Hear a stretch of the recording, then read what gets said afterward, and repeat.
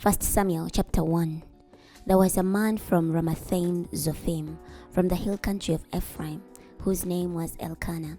He was the son of Jeroham, the son of Elihu, the son of Tohu, the son of Zuph, an Ephraimite. He had 2 wives. The name of the first was Hannah, and the name of the second was Peninnah. Now Peninnah had children, but Hannah was childless. Year after year, this man would go up from his city to worship and to sacrifice to the Lord of hosts at Shiloh. It was there that the 2 sons of Eli, Hophni and Phineas, served as the Lord's priests. Whenever the day came for Elkanah to sacrifice, he used to give meat portions to his wife Peninnah and to all her sons and daughters, but he would give a double portion to Hannah because he especially loved her. Now the Lord had not enabled her to have children. Her rival wife used to upset her and make her worry, for the Lord had not enabled her to have children. Peninnah would behave this way year after year. Whenever Hannah went up to the Lord's house, Peninnah would upset her so that she would weep and refuse to eat. Finally, her husband Elkanah said to her, "Hannah, why do you weep and not eat? Why are you so sad? Am I not better to you than 10 sons?" On one occasion in Shiloh, after they had finished eating and drinking, Hannah got up. Now at that time Eli the priest was sitting in his chair by the doorpost of the Lord's temple. She was very upset as she prayed to the Lord, and she was weeping uncontrollably. She made a vow, saying, "O Lord of hosts, if you will look with compassion on the suffering of your female servant, remembering me and not forgetting your servant, and give a male child to your servant, then I will dedicate him to the Lord all the days of his life. His hair will never be cut." As she continued praying to the Lord, Eli was watching her mouth. Now Hannah was speaking from her heart. Although her lips were moving, her voice was inaudible. Eli therefore thought she was drunk. So he said to her, "How often do you intend to get drunk? Put away your wine." But Hannah replied, "That's not the way it is, my Lord. I am under a great deal of stress. I have drunk neither wine nor beer. Rather, I have poured out my soul to the Lord. Don't consider your servant a wicked woman, for until now I have spoken from my deep pain and anguish." Eli replied, "Go in peace, and may the God of Israel grant the request that you have asked of him." She said, "May I, your servant, find favor in your sight." So the woman went her way and got something to eat. Her face no longer looked sad. They got up early and the next morning, and after worshipping the Lord, they returned to their home at Ramah. Elkanah had marital relations with his wife Hannah, and the Lord remembered her. After some time, Hannah became pregnant and gave birth to a son. She named him Samuel, thinking, "I asked the Lord for him." This man Elkanah went up with all his family to make the yearly sacrifice to the Lord and to keep his vow. But Hannah did not go up with them. Instead, she told her husband, "Once the boy is weaned, I will bring him and appear before the Lord, and he will remain there from then on." So her husband Elkanah said to her, "Do what you think best. Stay until you have weaned him. May the Lord fulfill his promise." So the woman stayed and nursed her son until she had weaned him. Once she had weaned him, she took him up with her, along with 3 bulls, an ephah of flour, and a container of wine. She brought him to the Lord's house at Shiloh, even though he was young.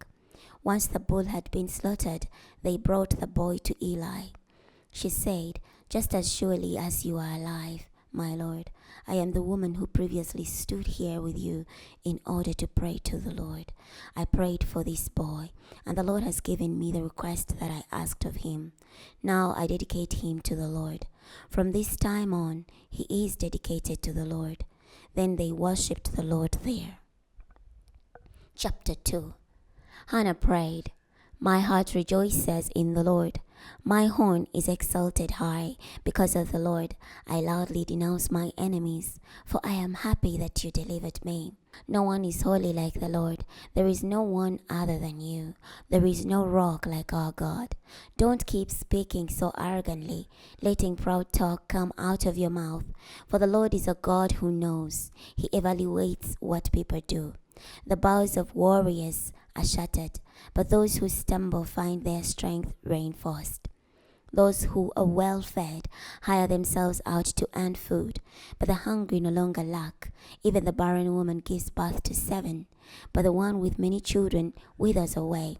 The Lord both kills and gives life. He brings down to the grave and raises up. The Lord impoverishes and makes wealthy. He humbles and he exalts. He lifts the weak from the dust. He raises the poor from the ash heap to seat them with princes and to bestow on them an honor position. The foundation of the earth belongs to the Lord, and he has placed the world on them. He watches over his holy ones, but the wicked are made speechless in the darkness. For it is not by one's own strength that one prevails. The Lord shatters his adversaries. He thunders against them from heavens. The Lord executes judgment to the ends of the earth. He will strengthen his king and exalt the power of his anointed one. Then Elkanah went back home to Ramah, but the boy was serving the Lord under the supervision of Eli the priest. The sons of Eli were wicked men. They did not recognize the Lord's authority. Now the priests would always treat the people in the following way.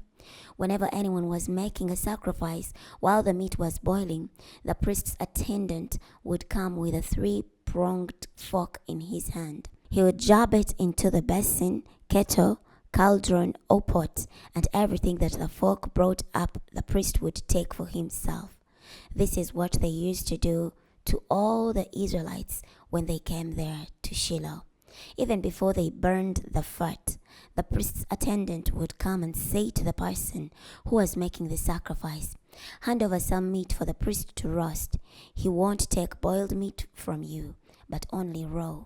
If the individual said to him, "First let the fat be burned away, and then take for yourself whatever you wish," he would say, "No, hand it over right now. If you don't, I'll take it forcibly."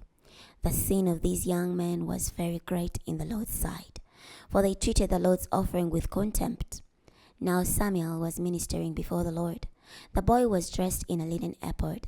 His mother used to make him a small robe and bring it up to him at regular intervals when she would go up with her husband to make the annual sacrifice. Eli would bless Elkanah and his wife, saying, "May the Lord raise up for you descendants from this woman to replace the one that she dedicated to the Lord." Then they would go to their home. So the Lord graciously attended to Hannah, and she was able to conceive and gave birth to 3 sons and 2 daughters. The boy Samuel grew up at the Lord's sanctuary. Now Eli was very old when he heard about everything that his sons used to do to all the people of Israel, and how they used to have sex with the women who were stationed at the entrance of the tent of meeting. He said to them, "Why do you behave this way? For I hear about these evil things from all these people. This ought not to be, my sons. For the report that I hear circulating among the Lord's people is not good. If a man sins against a man, one may appeal to God on his behalf. But if a man sins against the Lord, who then will intercede for him?" But Eli's sons would not listen to their father, for the Lord had decided to kill them. Now the boy Samuel was growing up and finding favor both with the Lord and with people.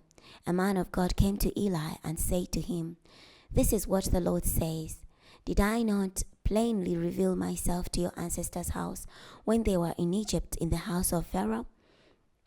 I chose your ancestors from all the tribes of Israel to be my people, to offer sacrifice on my altar, to burn incense, and to bear the ephod before me. I gave to your ancestors' house all the fire offerings made by the Israelites. Why are you scorning my sacrifice and my offering that I command for my dwelling place? You have honored your sons more than you have me, by having made yourselves fat from best parts of all the offerings of my people Israel. Therefore the Lord, the God of Israel, says, I really did say that your house and your ancestors' house would serve me forever. But now the Lord says, may it never be, for I will honor those who honor me, but those who despise me will be cursed. In fact, days are coming when I will remove your strength and the strength of your father's house. There will not be an old man in your house. You will see trouble in my dwelling place. Israel will experience blessings, but there will not be an old man in your house for all time. Any one of you that I do not cut off from my altar, I will cause your eyes to fail, and will cause you grief. All of those born to your family will die in the prime of life. This will be a confirming sign for you that will be fulfilled through your 2 sons, Hophni and Phineas. In a single day they will both die. Then I will raise up for myself a faithful priest. He will do what is in my heart and soul. I will build for him a secure dynasty, and he will serve my chosen one for all time. Everyone who remains in your house will come to bow before him for a little money and for a scrap of bread. Each will say, assign me to priestly task so I can eat a scrap of bread. We're stopping here today. Next time we're going to be starting from 1 Samuel chapter 3. I'll see you then.